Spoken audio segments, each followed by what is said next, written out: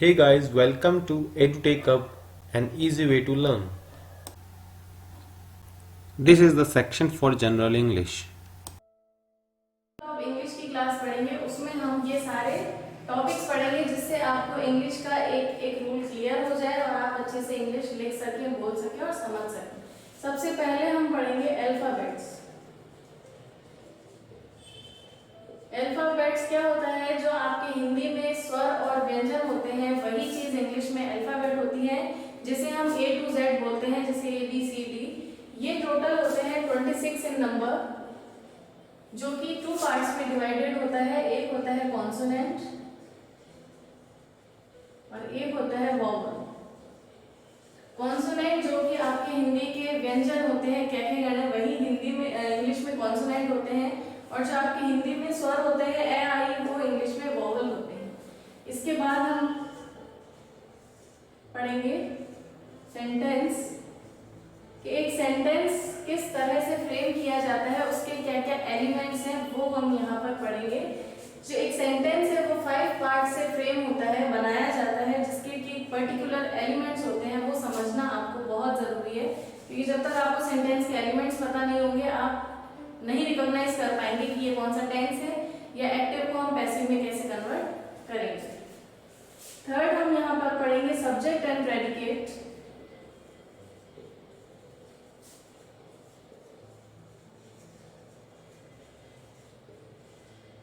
Subject क्या होता है एक सेंटेंस में और प्रेडिकेट क्या है? प्रेडिकेट मतलब उसके बारे में क्या बोला गया है, ये चीज कहलाती है प्रेडिकेट। और सब्जेक्ट क्या होता है? वो सेंटेंस का मेन पार्ट होता है। ये जब हम पढ़ेंगे तब आपको क्लियर बताया जाएगा। उसके बाद हम करेंगे parts of speech.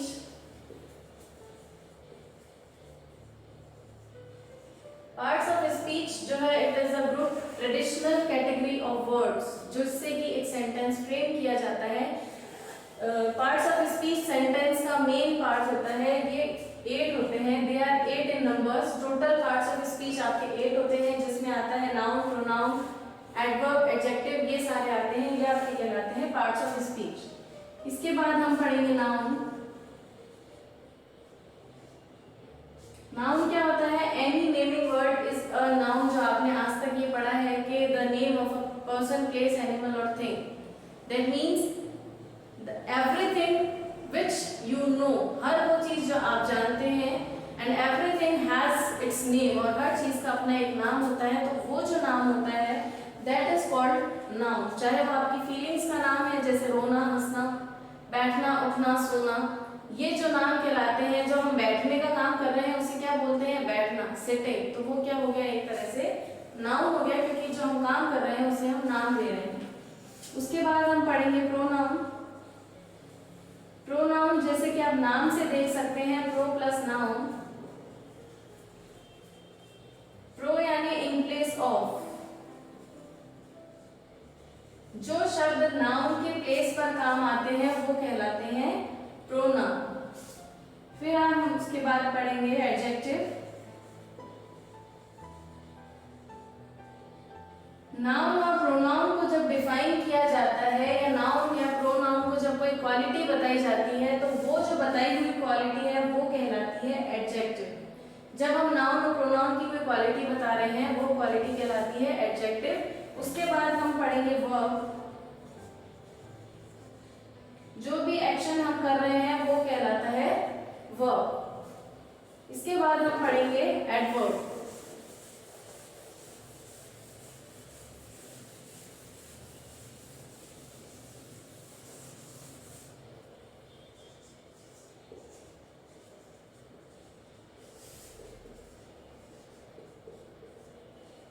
Plus verb, वो वर्ड्स जो वर्ब में कोई क्वालिटी ऐड करते हैं वो कहलाते हैं एडवर्ब। जैसे ही रन्स, वर्ब क्या हो गया? भागता है, वो भागने का काम करता है, ही रन्स। लेकिन जब हम उसमें ऐड कर रहे हैं कि ही रन्स फास्ट, यानी वो तेज भागता है, तो हम क्या क्वालिटी ऐड कर रहे हैं उसमें? फास्ट। तो ये आपका फास्ट वर्ड जो है, जो कि रन में ऐड किया गया है, ये कहलाता है आपका एडवर्ब। इसके बाद हम करेंगे प्रीपोजिशन।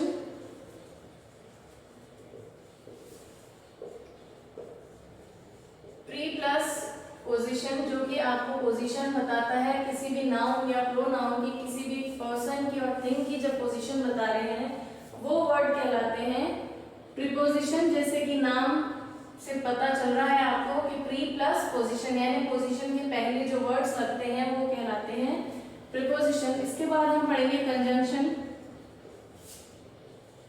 कंजंक्शन का एक नाम और होता है जिसे कि कहा जाता है कनेक्टर।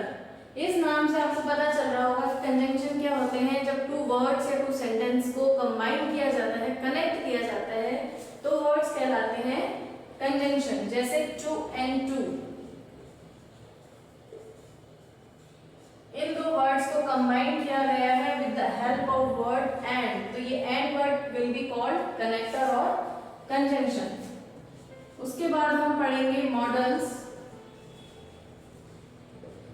मॉडल्स वो शब्द होते हैं जो कि ऑक्सिलरी वर्ब भी कहलाते हैं। ऑक्सिलरी वर्ब मतलब हेल्पिंग वर्ब, और वही वर्ड्स एज ए मॉडल्स भी काम में आते हैं जिनमें कि परमिशन बताई जाती है, कैपेबिलिटी बताई जाती है, कैपेसिटी बताई जाती है, एबिलिटी बताई जाती है। उन वर्ड्स को कहते हैं मॉडल्स। उसके बाद हम पढ़ेंगे एक्टिव पैसिव।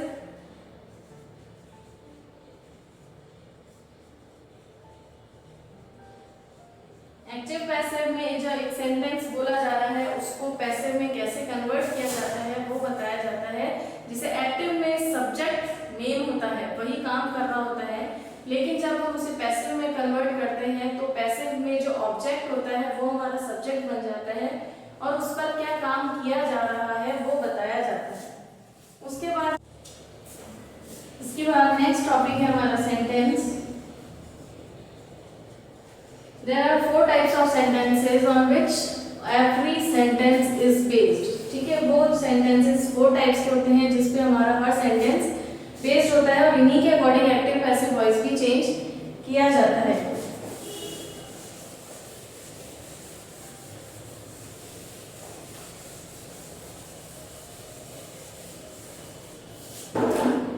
इसके बाद है रिपोर्टेड स्पीच।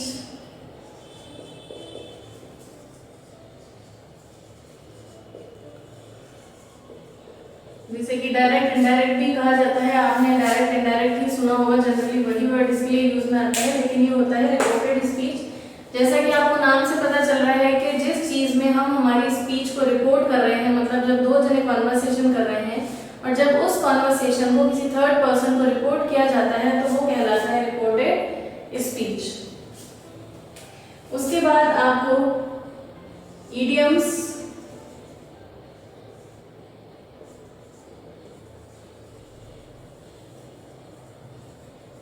होमोफोन्स, ये सब कराया जाएगा। इडियम्स जिसे कि हम हिंदी में मुहावरे या लोकोक्तियां कहते हैं, और होमोफोन्स वो वर्ड्स होते हैं जिनका प्रोनाउंसिएशन सेम होता है लेकिन मीनिंग डिफरेंट होता है। जैसे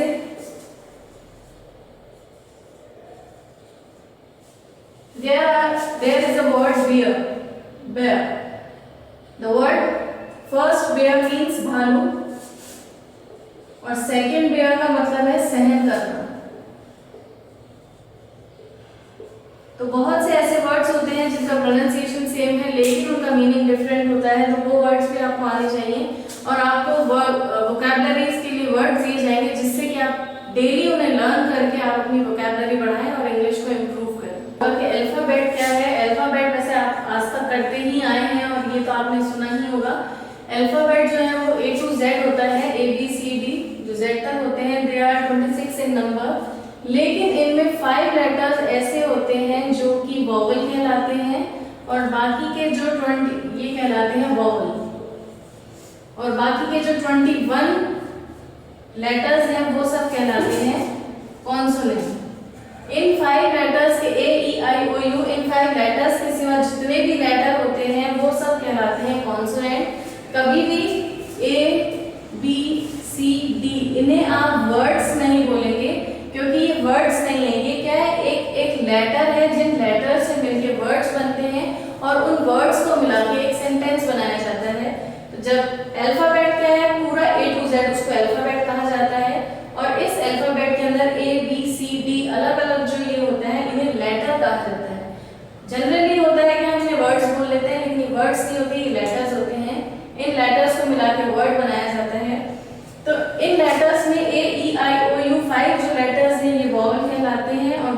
बचे हुए 21 लेटर्स होते हैं they are called consonant. Vowel और कॉन्सोनेंट का डिफरेंशिएट होना जरूरी है, इसलिए क्योंकि आज जब हम आर्टिकल करते हैं या जब हम दूसरा कोई टॉपिक कर रहे हैं तो उसमें कई रूल आते हैं जो कि वॉवल पे बेस्ड आते हैं। जैसे जब आप नाउन का प्लूरल करेंगे, सिंगुलर प्लूरल जब बनाते हैं तो उसमें बहुत रूल ऐसे होते हैं जो वॉवल और कॉन्सोनेंट पे बेस्ड होते हैं, इसलिए आपको इनका डिफरेंशिएट होना बहुत जरूरी है। ये चीज आपके दिमाग में क्लियर होनी चाहिए। इंग्लिश लैंग्वेज में बहुत कम वर्ड्स ऐसे होते हैं जो कि बिना वॉवल के यूज के बनाए जाते हैं। There are 10,30,000 around words in English, लेकिन उनमें से बहुत कम वर्ड्स ऐसे हैं जो बिना वॉवल के बनते हैं। कुछ वर्ड्स हैं जो बिना वॉवल के बनते हैं, जैसे वाई, स्पाई, स्काई, ये सारे वर्ड्स ऐसे हैं जिनमें वॉवल का कोई यूज नहीं होता है।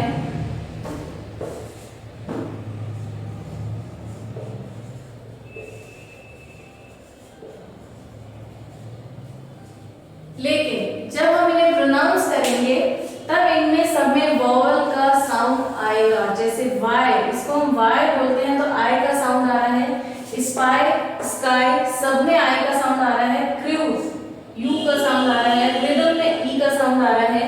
तो ये जो भी वर्ड्स बिना वॉवल के हैं लेकिन उनमें वॉवल का साउंड जरूर आएगा। इंग्लिश में ऐसा कोई भी वर्ड नहीं है जिनमें वॉवल का साउंड ना आए।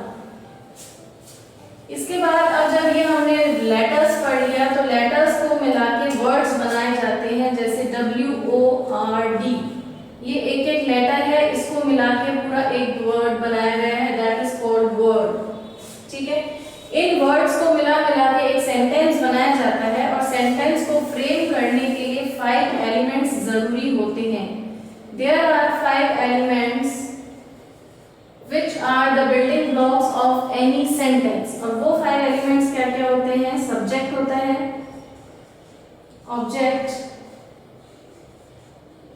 Verb, complement and adverb. These 5 elements are very similar and adverb। Subject क्या होता है? That is the main part of any sentence। Without subject we cannot frame any sentence। अगर आप 2 words का भी सेंटेंस लिख रहे हैं, जैसे he walks, तो we need a subject। Subject मतलब the building block of sentence and the main part जिसके बारे में हम बात कर रहे हैं वो कहलाता है सब्जेक्ट। जैसे आपने लिखा है he walks, there are only 2 words in a sentence के वो चलता है। कौन चलता है? he walks।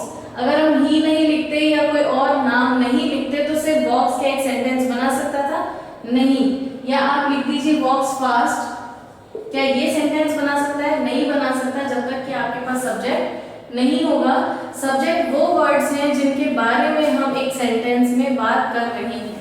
उसके बाद आता है आपका ऑब्जेक्ट। एक सेंटेंस में ऑब्जेक्ट का होना जरूरी होता है।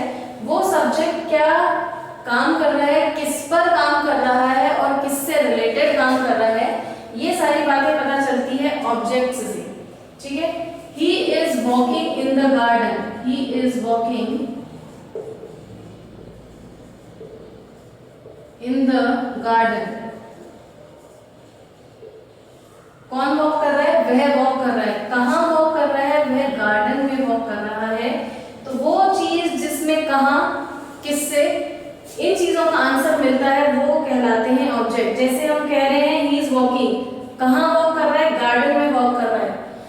तो ये गार्डन क्या हो गया है? एक सेंटेंस का ऑब्जेक्ट हो गया है, क्योंकि इससे हमें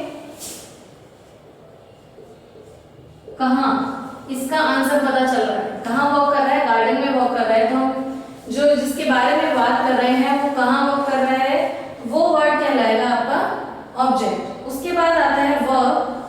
वर्ब जैसे हमारे लिए सब्जेक्ट सबसे मेन पार्ट है एक सेंटेंस का, वैसे ही वर्ब सबसे मेन पार्ट है, क्योंकि बिना वर्ब के भी आप कोई सेंटेंस नहीं बना सकते।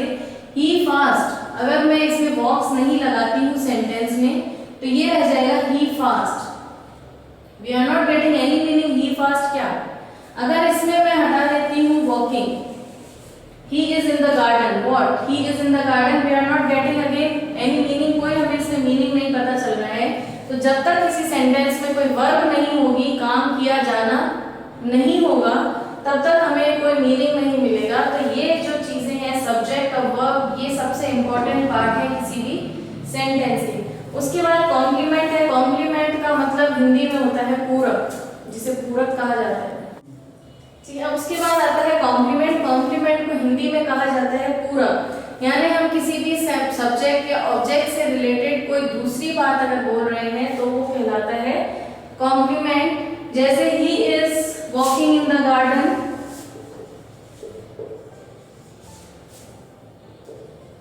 with his friend. We are telling about subject that he is with friend. हम इस सब्जेक्ट के बारे में बता रहे हैं कि वो गार्डन में वॉक कर रहा है, लेकिन किसके साथ? फ्रेंड के साथ। तो हमने इसमें ये कॉम्प्लीमेंट कर दिया है। सब्जेक्ट के लिए हमने एक कॉम्प्लीमेंट दिया है, जिसे कि आप हिंदी में बोलते हैं पूरक। उसके बाद आता है एडवर्ब। एडवर्ब जैसे मैंने ये कहा था, ही वॉक्स फास्ट। तो जब ये वॉक कर रहा है, कैसे वॉक कर रहा है? फास्ट, तेज वॉक कर रहा है, तो वो कहलाता है एडवर्ब। जब जैसे कि मैंने आपको बताया था, एडवर्ब वो वर्ड्स होते हैं जो कि वर्ब में कोई क्वालिटी को ऐड करते हैं। Adverb are those words which define about verb, जो कि डिफाइन करते हैं वर्ब के बारे में, वो कहलाता है adverb. So these are the main 5 elements to frame any sentence. Now you can write the definitions of sentence or 5 elements of sentences.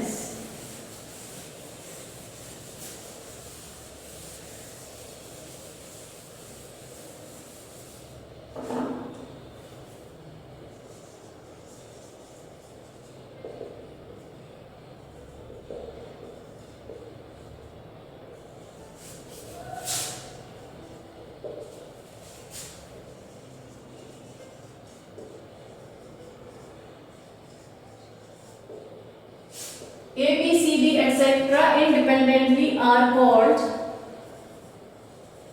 letters. Word, two and more letter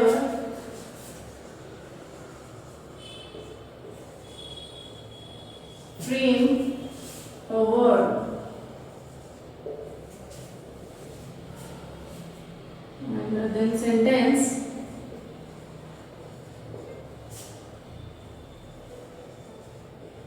when we combine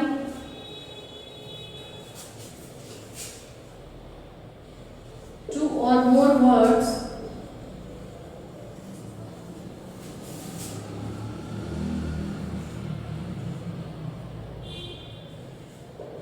it frame a sentence.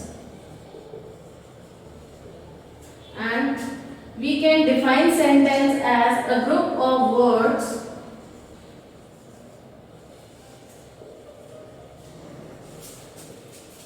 which gives us a complete meaning.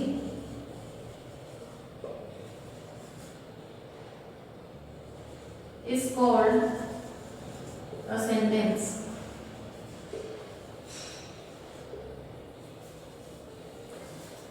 Now you can write all these things. After that we will write the definition of 5 elements.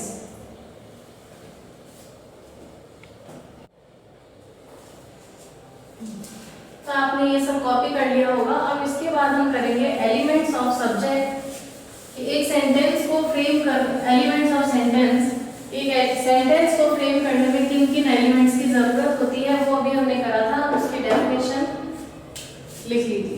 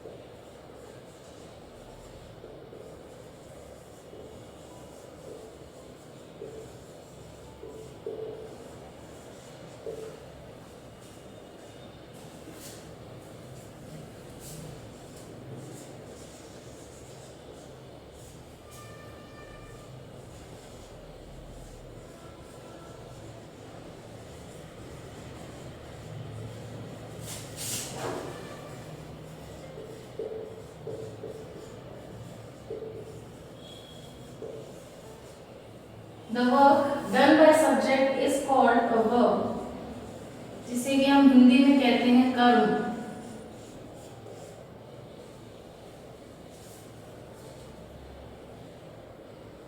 Doer of an action is called the subject, जो काम को कर रहा है sentence में वो कहलाता है सब्जेक्ट, जिसे कि हम हिंदी में कहते हैं कर्ता। उसके बाद आता है object, receiver of any action, जो काम किया जा रहा है सब्जेक्ट के द्वारा, उसे कौन रिसीव कर रहा है, मतलब जिसके बारे में बात कर रहे हैं वो क्या कर रहा है, कहाँ है, किस पे क्या काम कर रहा है, वो कहलाता है ऑब्जेक्ट। उसके बाद आता है वर्ब, जो काम किया जा रहा है सब्जेक्ट के द्वारा, वो कहलाता है वर्ब। इसके बाद हमारा आता है आपके कॉम्प्लीमेंट और adverb.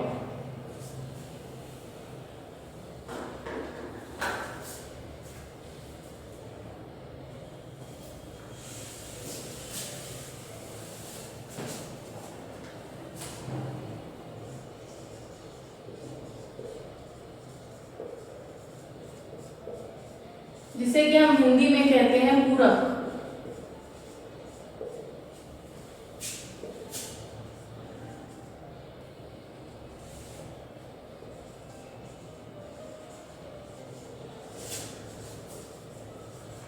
When we add something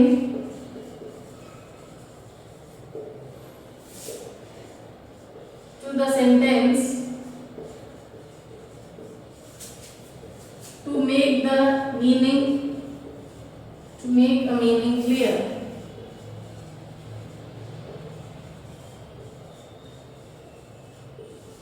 is called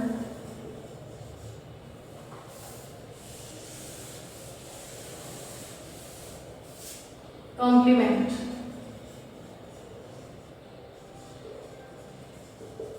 उसके बाद आता है हमारा 5th नंबर का adverb.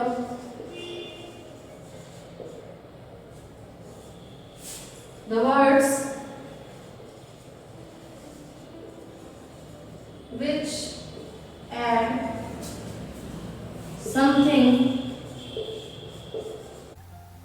Our class number 2 ends here. For more update, like and subscribe.